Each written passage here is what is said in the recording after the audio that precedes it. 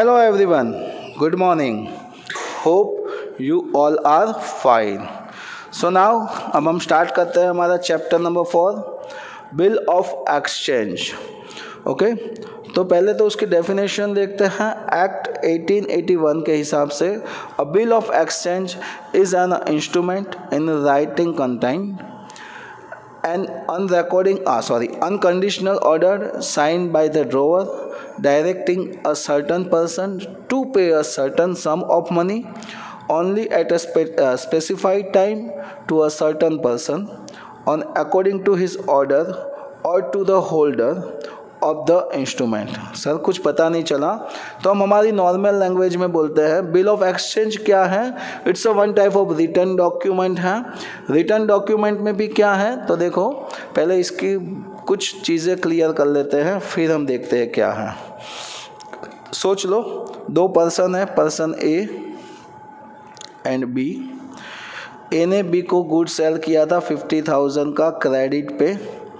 इसने सेल्स किया, इसने क्या किया, परचेस किया. राइट, एक ने गुड्स सेल किया है तो दूसरे ने क्या किया है, गुड्स परचेस किया है.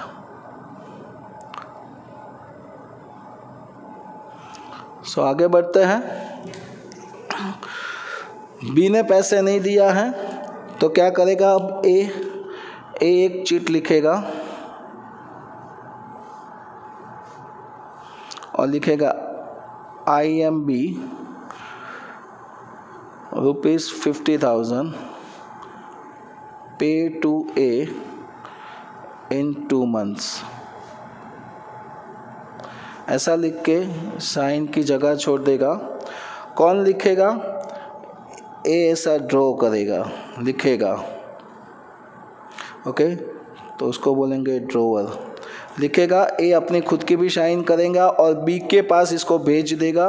ए ने ड्रॉअर किया है और बी उसको क्या करेगा, एक्सेप्ट करेगा. क्या करेगा, बी एक्सेप्ट. कैसे एक्सेप्ट करेगा वो किसी को पता है?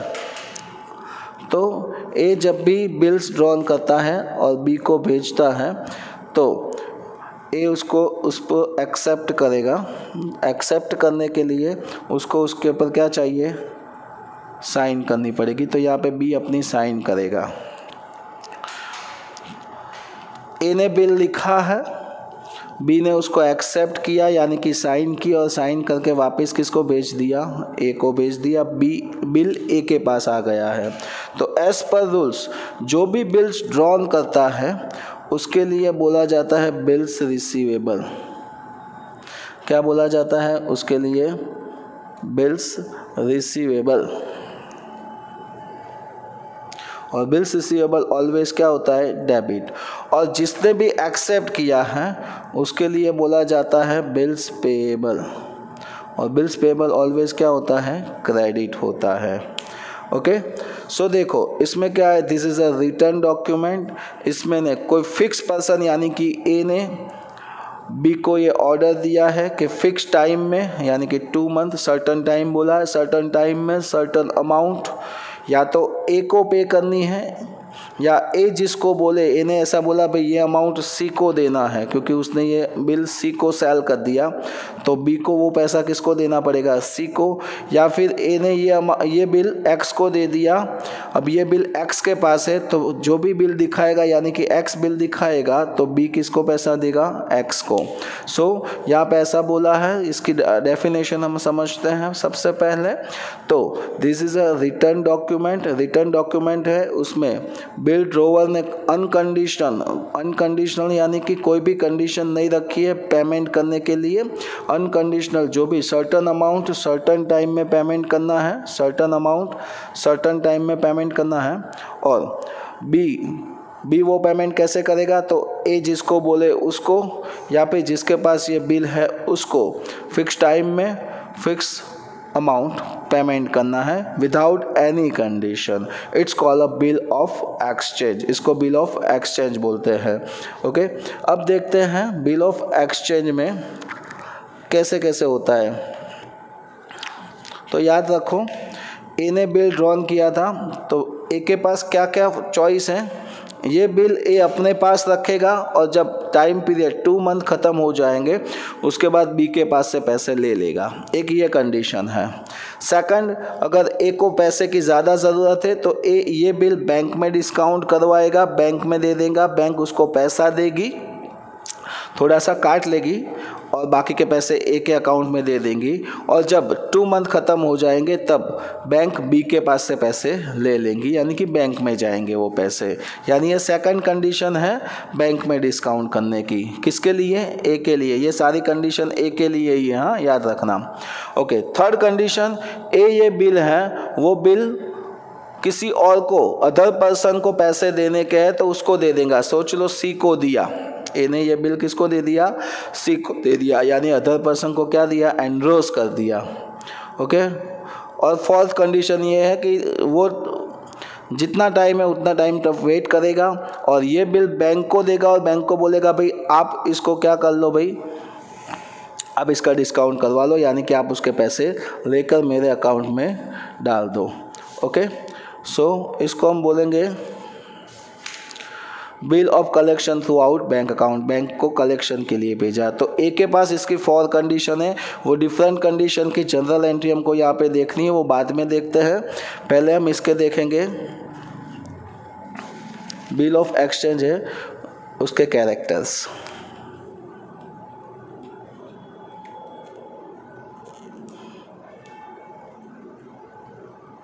मैं यहाँ पे सिर्फ नाम लिखूंगा। ओके,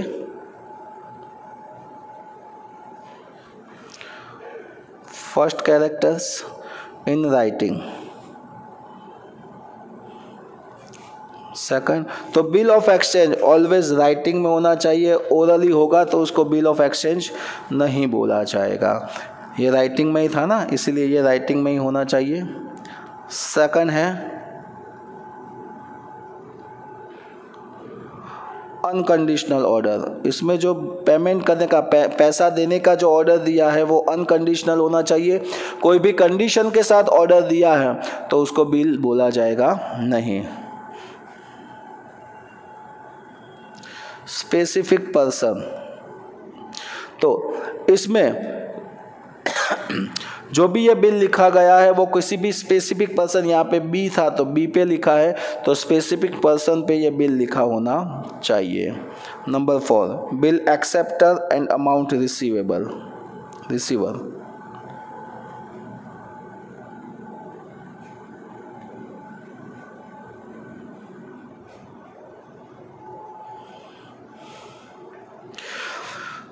तो बिल एक्सेप्ट करने वाला पर्सन भी डिफरेंट होना चाहिए और अमाउंट रिसीव करने वाला पर्सन भी क्या होना चाहिए? डिफरेंट। दोनों पर्सन डिफरेंट होने चाहिए। एक ही पर्सन होगा तो उसको बिल नहीं बोला जाएगा। देखो, जो बिल को एक्सेप्ट करता है वो और जिसको पैसा मिलता है वो दोनों पर्सन क्या हुए यहाँ पे? अलग। फिर डेफिनेट अमाउंट,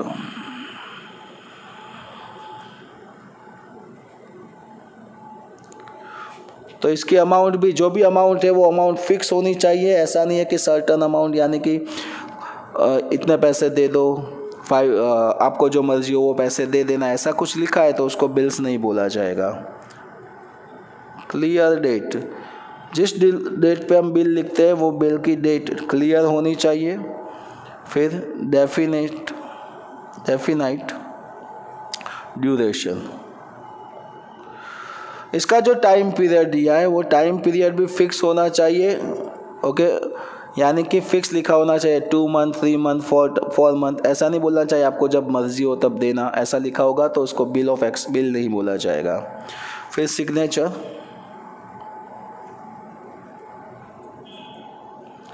तो इसमें दोनों पर्सन, ये मैं दोनों साथ में ले लेता हूँ, नंबर 9 एंड नंबर 10।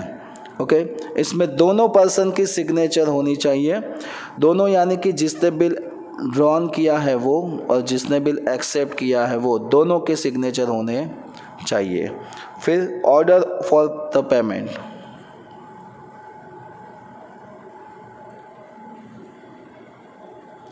तो यहाँ पे पैसा देने का, यानी कि पेमेंट करने का ऑर्डर होना चाहिए। ओके, ऑर्डर होगा तो ही उसको क्या बोला जाएगा? बिल्स बोला जाएगा। नेक्स्ट नंबर 10, रेवेन्यू स्टैम्प,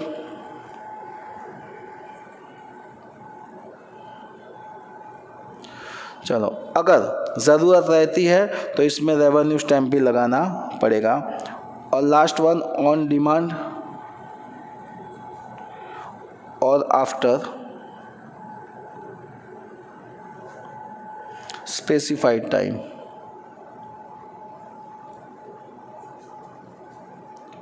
तो बिल्स ऐसा होना चाहिए ऑन डिमांड, जब भी बिल दिखाए तब पैसा मिलेगा, ऐसा बिल होना चाहिए, या फिर स्पेसिफाइड टाइम के लिए लिखा होना चाहिए। ये दोनों में से कोई भी एक होगा तो चले जाओ। अब देखते हैं इसकी difference party.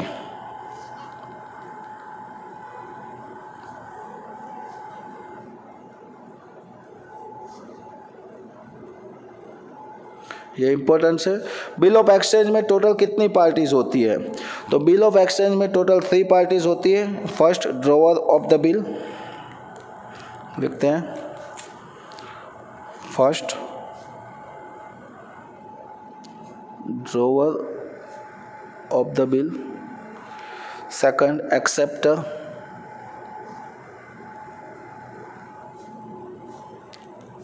Of the bill, and last one payee of the bill। First जिसने बिल ड्रॉन किया है वो, सेकंड जिसको पेमेंट जिसने एक्सेप्ट किया है वो, और थर्ड पर्सन पेई जिसको पैसा मिलेगा वो। क्योंकि डिफरेंट कंडीशन एक के पास है, एक खुद भी ले सकता है, किसी और को भी ये बिल सेल कर सकता है, एक्सेट्रा एक्सेट्रा एक्सेट्रा। तो यहाँ पे बुक में आप देख सकते हो नीचे स्पेसिमेन दिया है, वो स्पेसिमेन यहाँ पे बना नहीं रहा हूँ, उसमें नेम लिखा है, डेट लिखा है, अमाउंट लिखी है, फिर जिसने एक्सेप्ट किया उसकी साइन है, जिसने ड्रॉन किया उसकी साइन है, और साइड में देखो रेवेन्यू स्टैम्प भी लगाया हुआ है। अब एक बार देख लेना, क्योंकि ये बिल ऑफ एक्सचेंज का जो स्पेसिमेन है उसकी कोई ज़रूरत यहाँ पे रहती नहीं है। सो नाउ अब हम एक छोटा सा और टॉपिक देखेंगे, प्रॉमिसरी नोट।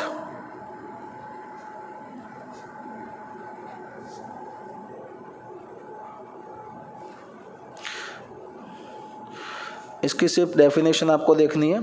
सोच लो ए एंड बी 2 पर्सन है, सेम इसके जैसा ही है, थोड़ा चेंजेस है।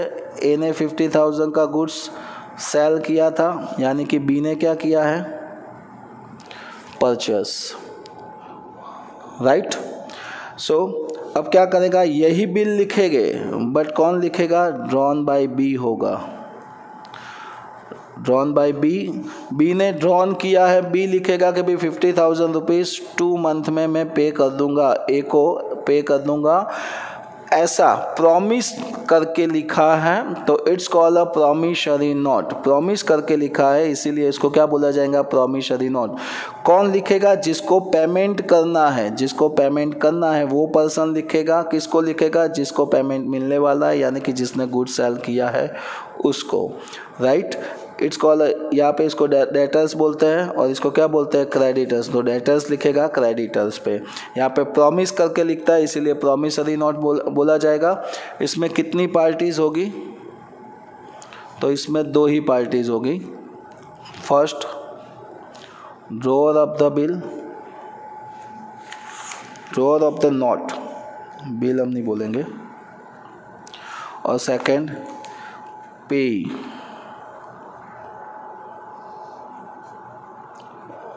ऑफ द नोट, जिसको पैसा मिलेगा, वो 2 ही पर्सन हो गए। ओके, इसके कैरेक्टर्स भी इसके जैसे सेम ही हैं, तो कैरेक्टर्स में हम ज़्यादा टाइम वेस्ट नहीं करते हैं, और वो भी एग्जाम में वैसे भी है नहीं। सो अब हम इसकी देखेंगे जनरल एंट्री। चलिए तो देखते हैं जनरल एंट्री। यहाँ पे 2 पर्सन है, सोच लो हम यही लेते हैं, ए एंड बी। वो इज ए, तो A is a drawer and B is a acceptor, यानी कि इसने गुड सेल किया है और इसने क्या किया है, परचेस किया है। ओके, अब डिफरेंट टाइप्स की कंडीशन होगी, उसके हिसाब से हम लिखते जाएंगे। फर्स्ट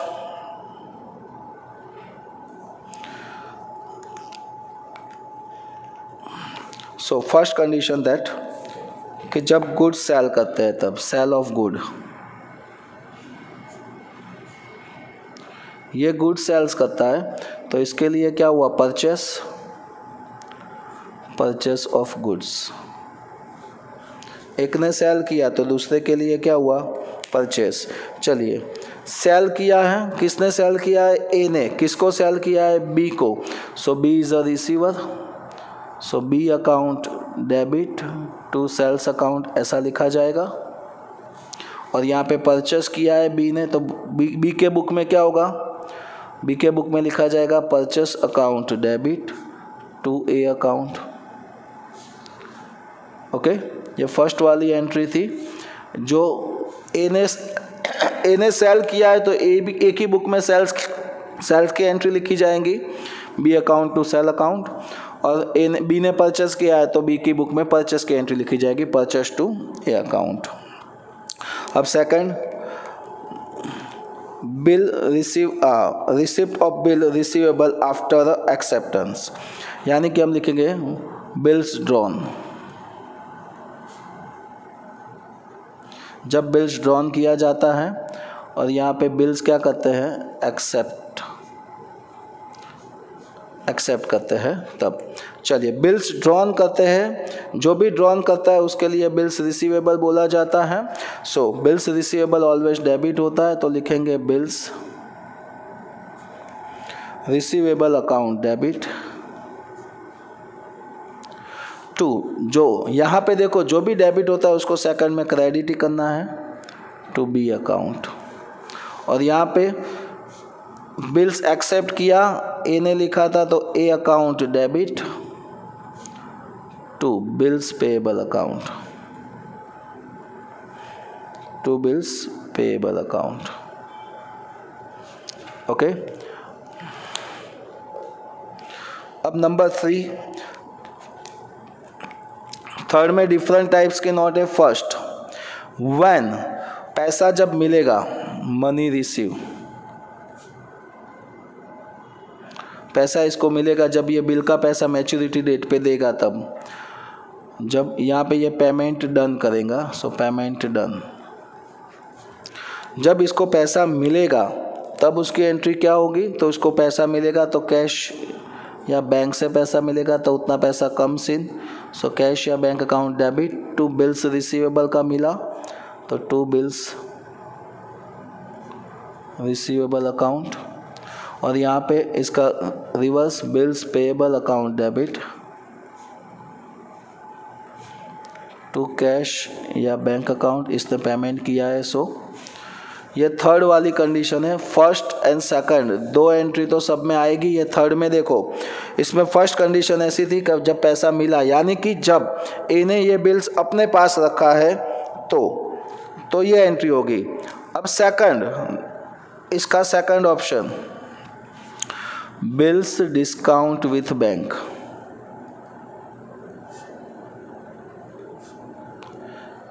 इसने बिल्स कहाँ पे डिस्काउंट करवाया है, बैंक में डिस्काउंट करवाया है, तो एंट्री क्या होगी। चलिए, बैंक में बिल्स डिस्काउंट करवाया है, सो बैंक उतना पैसा तभी के तभी दे देंगी, सो bank account debit, bank discount लेगी, सो डिस्काउंट अकाउंट भी डेबिट टू किसका पैसा है, बिल्स रिसीवेबल का, सो बिल्स रिसीवेबल अकाउंट। अगर बैंक में डिस्काउंट करवाया है तो चलिए, बैंक में बिल डिस्काउंट करवाते हैं तो एक ही बुक में ये एंट्री होगी। बी को कुछ लेना देना नहीं है, क्योंकि बी को तो जब मैच्योरिटी डेट आएगी, पेमेंट करने की डेट आएगी तब पेमेंट करना है, ये उसके पहले ही डिस्काउंट करवाया, तो यहाँ पे कोई एंट्री होगी नहीं। ओके, अब देखेंगे ऑन मैच्योरिटी डेट, जब मैच्योरिटी डेट आएगी तब क्या होगा।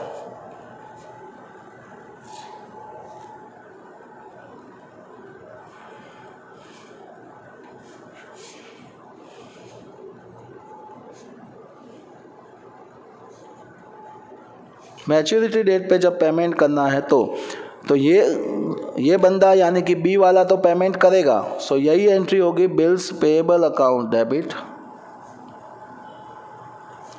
टू बैंक या कैश अकाउंट। और इसके बुक में कोई एंट्री नहीं होगी क्योंकि ये पैसा किसको मिलेगा, बिल्स बैंक में डिस्काउंट करवाया है तो बैंक अब जाएगी और बी के पास से पैसा लेगी, यानी कि ये पैसा बैंक को मिलेगा, ए को नहीं मिलेगा, इसकी इसीलिए ए की बुक में कोई एंट्री होगी नहीं। Next, endorse to other person. चलिए ये बिल्स अब किसको दिया है, एंड्रोसिंग टू अदर पर्सन। सोच लो, इसने बिल अदर पर्सन को एंड्रोस कर दिया है। अदर पर्सन को एंड्रोस किया है तो जिस पर्सन को बिल्स दिया है उसके अकाउंट को क्या करेंगे, डेबिट, लाइक सी को दिया है तो C account debit to bills receivable account. यहाँ पे कोई इसको कोई लेना देना नहीं है, किसी को भी बिल दे, इसको तो मैच्योरिटी डेट पे जब पेमेंट करना है तब लेना देना है। ऑन मैच्योरिटी डेट अब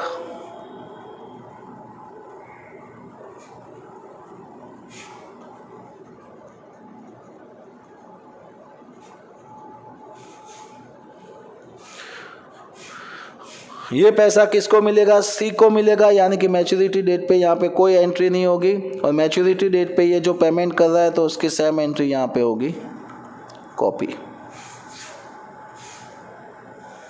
क्या होगी, bills payable to bank and cash, इसमें सेम ही रहेगी, थर्ड एंट्री कोई भी कंडीशन हो तो भी। नाउ लास्ट कंडीशन,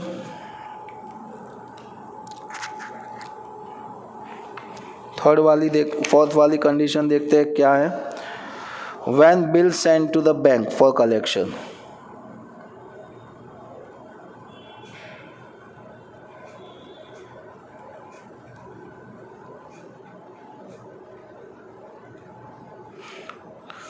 बिल को बैंक में दिया है कलेक्शन करने के लिए, ओके।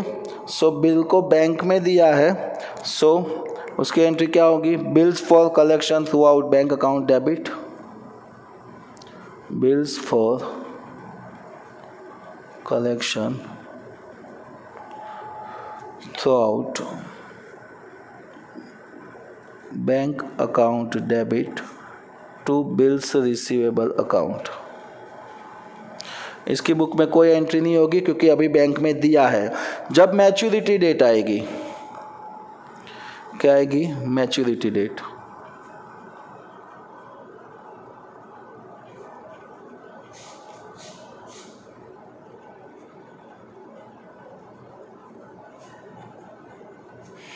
ऑन मैच्योरिटी डेट ये बिल में बैंक को दिया था, बैंक को ये पैसा मिलेगा तो बैंक हमारे अकाउंट में डालेंगी, so bank account debit bank के अकाउंट में आएगा।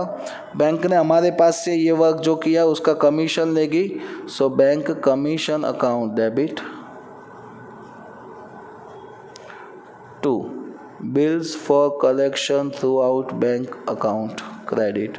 और यहाँ पे तो ऊपर वाली entry same to same, bills payable account to cash या बैंक अकाउंट। फिर से एक बार देख लो, देखो ये दो एंट्री फिक्स ही है, या आपको इतना ही याद रखना है, एक ने गुड सेल किया है, दूसरे ने परचेस किया है। सेल करते हैं तो सेल की entry B account to sale account, यहाँ पे परचेस टू ए अकाउंट, इसने परचेस किया इसीलिए। चलिए ये बिल ड्रॉन करता है तो bills receivable to B account, यहाँ पे बी डेबिट है उसको क्रेडिट किया। इसने बिल एक्सेप्ट किया तो A account to bills payable account. अब बिल इसने खुद के पास रखा है तो मैच्योरिटी डेट पे पैसा मिलेगा तो पैसा कम्स इन कैश या bank account debit to bills receivable account, और इसने पेमेंट किया है तो बिल्स पेएबल टू कैश या बैंक अकाउंट। यहाँ पे सेम मैच्योरिटी डेट पे सेम एंट्री रहेगी। यहाँ पे डिफरेंट टाइप्स की कंडीशन है वो देखते हैं। पहले तो बैंक में बिल डिस्काउंट करवाया है, बैंक में डिस्काउंट करवाया तो बैंक उतना पैसा देगी, so bank account debit discount account debit to bills receivable account. और मैच्योरिटी इसके यहाँ पे कोई एंट्री नहीं होगी। मैच्योरिटी डेट पे जब पैसा लेने का हुआ तो ये पेमेंट करेगा, उसके लिए पेमेंट की एंट्री आएगी, बट इसको पैसा नहीं मिलेगा ए को, सो ए की बुक में कोई एंट्री आएगी नहीं। नेक्स्ट उसके बाद है bill endorse to other person को देते हैं तो बस बैंक की जगह जो पर्सन है उसका नाम C account debit to bills receivable account. यहाँ पे कोई एंट्री नहीं होगी क्योंकि उसको कुछ लेना देना नहीं है इसके साथ। मैच्योरिटी डेट पे यही एंट्री होगी, ऊपर वाली एंट्री कॉपी पेस्ट, और यहाँ पे मैच्योरिटी डेट पे इसको पैसा नहीं मिलेगा तो कोई एंट्री होगी नहीं। चलिए अब इसकी बात करते हैं लास्ट वन की बैंक में दिया है डिस्काउंट, बैंक में दिया है कलेक्शन के लिए, तो bills for collection through out bank account debit to bills receivable account, यहाँ पे कोई एंट्री नहीं होगी। मैच्योरिटी डेट पे ये जब पेमेंट करेगा तो यहाँ तो सेम टू सेम उसके जैसे इसके जैसे ही एंट्री, और यहाँ पे ऐसा होगा bank account debit, bank commission लेगा, so bank commission account debit to bills for collection through out bank account. ये थी जनरल एंट्री। अब नेक्स्ट लेक्चर में इसके रिगार्डिंग हम सम देखेंगे। तो आज के लिए इतना रखते हैं, तब तक के लिए जय हिंद जय भारत।